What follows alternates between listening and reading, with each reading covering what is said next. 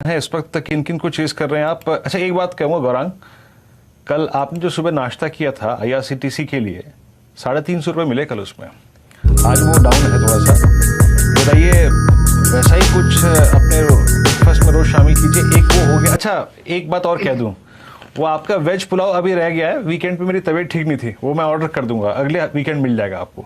अब बताइए, AMC वाला कौन सा स्टॉक? हल्की सी भाप पर पक रहा है वीरेंद्र, तो उसको अच्छी तरीके से पकाइएगा। हम आप और शैलेंद्र जी सब मिल करके उसका लुत्फ उठाएंगे। तो मैं जल्दबाजी नहीं करूंगा। और नाश्ते में कल साधारण सा नाश्ता खाया था, आज नाश्ता भी हो गया और दोपहर की खाने की डकार भी खा ली हमने। तो ये जो आपने AMC की बात करी है, तो सूची के आधार पर सर्वोच्चम स्तर पर आएगा HDFC AMC, तत्पश्चात आएगा UTI AMC। निप्पॉन लाइफ पर हमारी जो सोच है वो थोड़ी विपरीत है। आप AMC क्षेत्र से आते हुए देख रहे हैं। वीरेंद्र जी, यहाँ पर एक सौदा जुड़ता हुआ दिख रहा है आपको तेजी में, और वो है एनर्जी स्पेस से ही। दिखाइए टाटा पावर, बहुत बढ़िया शॉर्ट कवरिंग आपके सामने स्क्रीन पर हम लोग प्रस्तुत करेंगे। 133.25 का प्राइस है और गिरावट 3 दिन की, वापस रिवर्सल अब दिन के उच्चतम लेवल पर आता हुआ। वॉल्यूम भी आपका साथ दे रही है। यहां पर शॉर्ट कवरिंग के जरिए आप एक अच्छा मूव आते हुए देख सकते हैं। फ्यूचर्स का जो प्राइस है आपके सामने 2.1% ऊपर बढ़ता हुआ दिखेगा। और एक रणनीति यहां पर हम लोग सेट करवाते हुए दिखते हैं चंदन तपड़िया साहब से। चंदन जी, JSW एनर्जी 260 से 264। अब बताइए आपको टाटा पावर कैसा लगता है? 133.45 आपके सामने, और बढ़िया डील्स यहां पर होती हुई। बिल्कुल, JSW एनर्जी में काफी अच्छा मोमेंटम अभी और बनेगा। 268.50 के ऊपर तो काफी बड़े स्विंग्स आपको देखने को मिलेंगे। और आप देख रहे हो कहीं ना कहीं पावर एनर्जी पे पूरा फोकस है। बार बार कभी हम IX की बात कर रहे हैं, कभी एलिकॉन की बात कर रहे हैं, या फिर JSW एनर्जी, या फिर टाटा पावर। और टाटा पावर में आज देखें ओपन इंटरेस्ट कम होकर प्राइस बढ़ रहा है, और 4 दिन की बिकवाली के बाद में एक मेजर सपोर्ट काउंटर ले रहा है। कल का जो लो था वो एग्जैक्टली रेस्पेक्ट कर रहा है। और मैं यहाँ पे देख रहा हूँ 130 की पुट में एक्टिविटीज है, सो संकेत दे रही है कि ये 130 129 के लेवल को तो रेस्पेक्ट करता हुआ नजर आएगा। तो 129 के सपोर्ट से यहाँ पे खरीदारी की सलाह रहेगी। 137 के टारगेट रहेंगे। और देखिए 137 निकलता है तो हमारा एक पेंडिंग टारगेट है 146 150, वो भी बाद में हासिल होता हुआ नजर आना चाहिए। 146 अगर आप देखें तो यहाँ पर आपको आता हुआ दिख सकता है। और पसंदीदा अगर ये काउंटर है लोगों का तो उनमें प्रकाश दीवान साहब हैं। गौरांग शाह साहब, आप कुछ रणनीति टाटा पावर पर सेट करना चाहते हो? बिल्कुल झेल जी, और मेरे ख्याल से और मैंने जब आपने JSW एनर्जी के लिए पूछा था तो मैंने अन्य ऊर्जा उत्पादन कंपनियों में प्रथम नाम लिया था टाटा पावर का, और उसके बाद CSC का। और हमारी खरीदारी के लिए टाटा पावर पर बहुत लंबे समय से, और हमारे जो लक्ष्य है वो 165 175 के है। ये मैं मध्यम अवधि की बात कर रहा हूँ। और लंबी अवधि में जो कारोबार की रणनीति खास करके सोलार एनर्जी को लेकर के और चार्जिंग स्टेशंस को लेकर के इन्होंने सामने रखी है, अगर जमीनी स्तर पर बखूबी रूप से इन्होंने अमल कर दिया तो ये 200 सवा 200 के पार भी जा सकता है।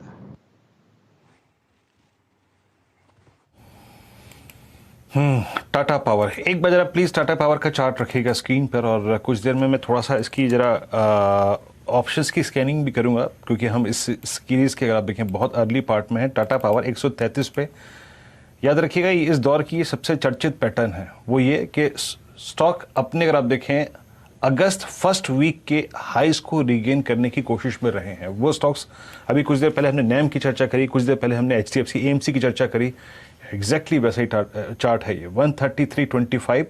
और आप समझ लीजिएगा कि 135 पे थोड़ा कॉल राइटर खड़ा है यहाँ पे, लेकिन 135 के ऊपर इसमें अगर आप देखें स्विंग काफ़ी अच्छा खासा होगा। कोल इंडिया का आपने डिस्कशन आज लगभग 10:30 पर नीरज जी और शैल जी के बीच में सुना होगा। और शैल जी, कोल इंडिया 150, बड़े ज़माने के बाद आप समझ लीजिए कि अप्रैल 2021 के बाद पहली बार कोल इंडिया का ये स्विंग इतना बेहतरीन है। शैल जी, 150-15। तो वीरेंद्र जी, यूँ समझिए अगर प्राइवेट क्षेत्र में ITC है तो सरकारी क्षेत्र में कोल इंडिया है। यहाँ पर भी बहुत मुरीद हैं इस तेज़ी के इंतज़ार में, लेकिन खाद्यान्न में आप समझिए कोल है और वो बाहर नहीं निकल पाता।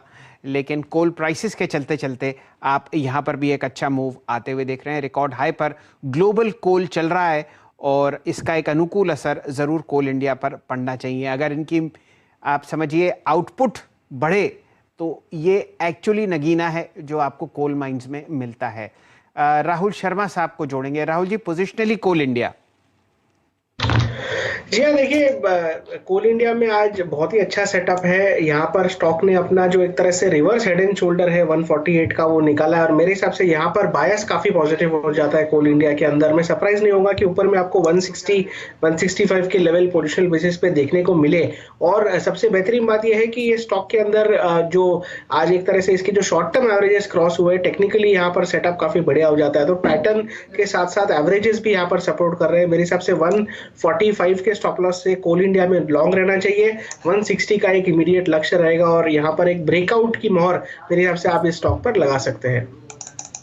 आज राहुल शर्मा साहब की तरफ से एक ब्रेकआउट की मोहर स्क्रीन पर लगती हुई, और वो भी कोल इंडिया जैसे शेयर पर जहां पर बहुत उम्मीदें हैं सरकार को और खासकर इकोनॉमी को। कोल शॉर्टेजेस आपको थर्मल पावर प्लांट्स में होती हुई दिखेंगी।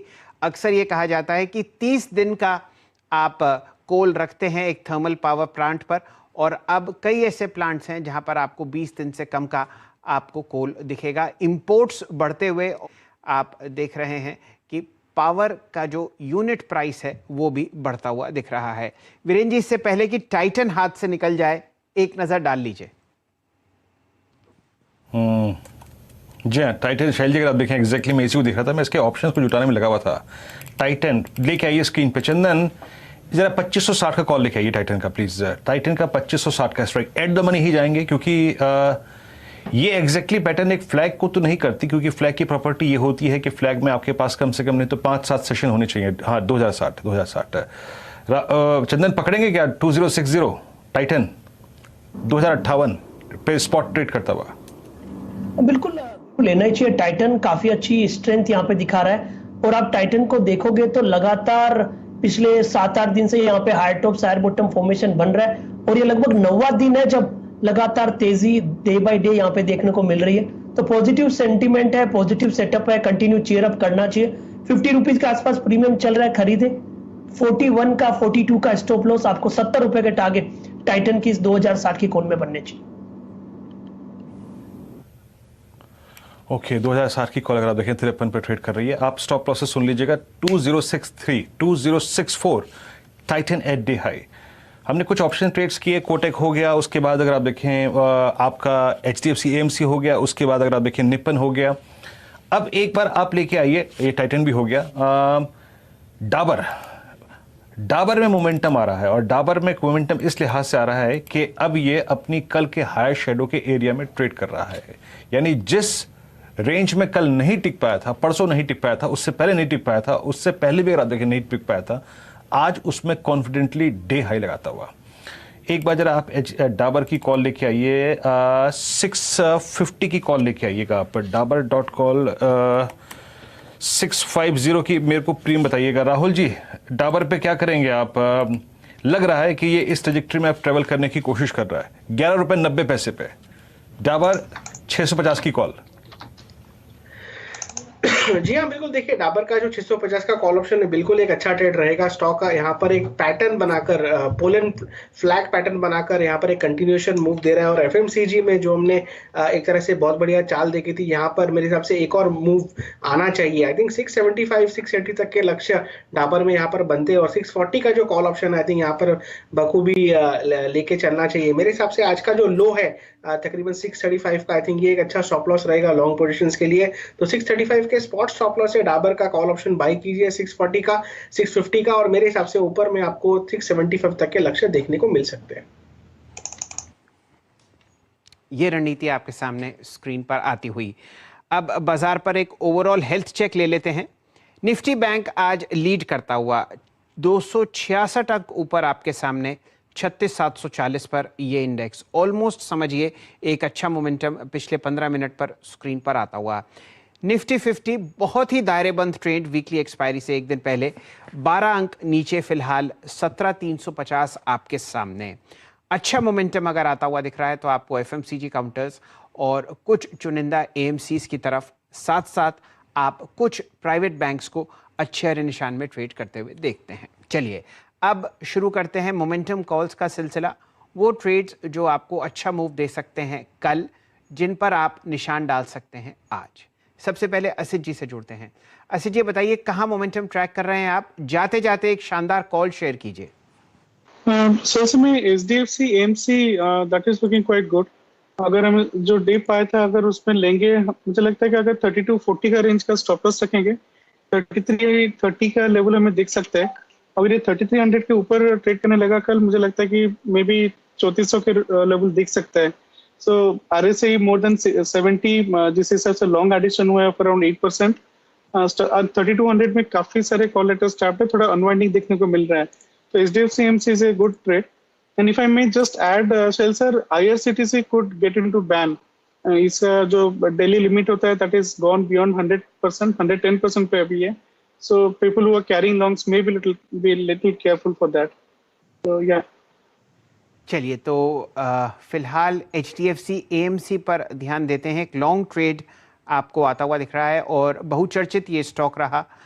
गाबा साहब की तरफ से लॉन्ग कॉल राहुल शर्मा जी को पसंद आता है और वीरेन जी ने भी काफ़ी व्याख्या करी। अब जाते जाते आप इसे लॉन्ग ट्रेड घर के लिए भी ले जा सकते हैं। कल यहाँ पर देखते हैं किस तरीके का मूव आएगा। 6,20,000 शेयर ट्रेड होते हुए दिख रहे हैं, जो कि उच्चतम लेवल कम से कम एंड जुलाई से अब तक है। तो वॉल्यूम और प्राइस एक्शन बहुत ही ज़बरदस्त, और ऑल टाइम हाई अगर हम इस स्टॉक पर ट्रैक करें तो वो है लगभग 3844 रुपये। वीरेन जी, ये तो हाल है फिलहाल HDFC AMC का।